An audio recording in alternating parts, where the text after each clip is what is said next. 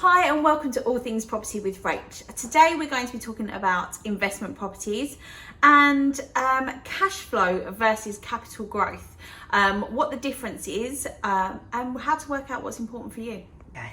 When you're deciding on what type, or more importantly where you're going to buy your buy-to-let investment property, first thing you need to work out is what you want to achieve from this investment. What's more important to you and your situation? Do you need the property to provide you with a cash flow, or do you need a long-term capital growth?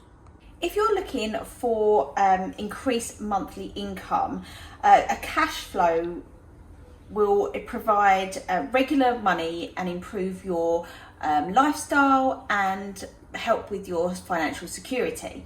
A property with a high cash flow will have a high rental yield, and this will usually mean that the property is in an area where prices are lower, but the rental demand is higher. As you're increasing your regular monthly income and you're purchasing a property that is lower than the average, it might be that you can afford to purchase more than one property, and you're able to grow your property portfolio much quicker. This strategy is often used for retirement as a form of pension. So you would continue to increase your property portfolio whilst you're working, and have that regular income each month once you've retired.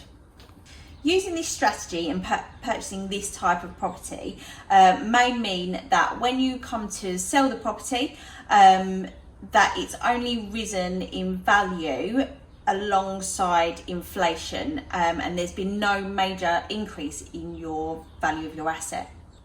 If you are currently yourself not living in an area that provides a good rental yield, you would need to look at purchasing outside of your area, and need to think about the distance to the property as well. This also then brings into question if you're going to have the property managed, and obviously that's an additional cost, and you really need to research the area that you're looking to buy in. If you're not yourself currently living in an area with high rental yields, it might mean that you're going to be purchasing a property in an area that you don't know so well. So make sure that you research the area, make sure that you're looking at the street that it's in, what it's close to, and how well the properties are renting in that particular area.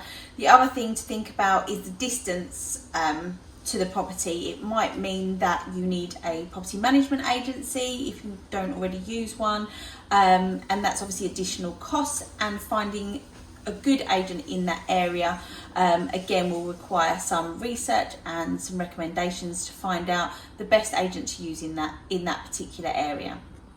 If you're looking for purchasing a property in a more affluent area, obviously you're going to need a higher deposit, and your monthly mortgage payments are likely to be higher, and the yield might not be so good and on the return and the monthly income. However, these types of properties have a much higher capital growth, which simply means an increase of the value of your assets throughout the time that you're holding on to it.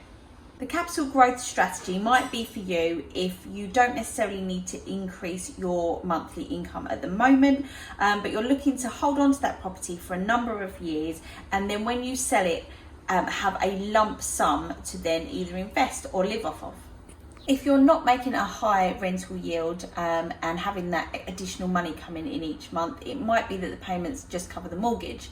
So any repairs, anything that goes wrong with the property, or anything that you need to address in that tenancy, you will need to fund out of your own pocket. So this is definitely something to consider when you're looking at this strategy. It is, however, much easier with this style of property to increase your value of your asset further. Once you've come to the end of the period that you'll want to rent the property out, there's different bits and pieces that you can do, renovations and refurbishments on the property that will increase that even further and mean that you make even more on your lump sum of money at the end of your investment when you want to sell. As ever, I like to challenge the status quo. I believe that you can have both capital growth and a good cash flow. You do need to think about your strategy and aim it around one or the other. But I think if you look in the right areas, you can have both. It will be slightly tilted one way. So it's still important to have your preference in mind. But you can get a relatively good yield on a property that will give you a good capital growth if you're looking in the right areas. As ever, I hope this has given you a bit of food for thought if you're looking to purchase an investment property. If you've got any questions or you would like me to put you in touch with any property networking groups, do please let me know. Get in touch, drop me a message or leave a comment below, and don't forget to like and subscribe.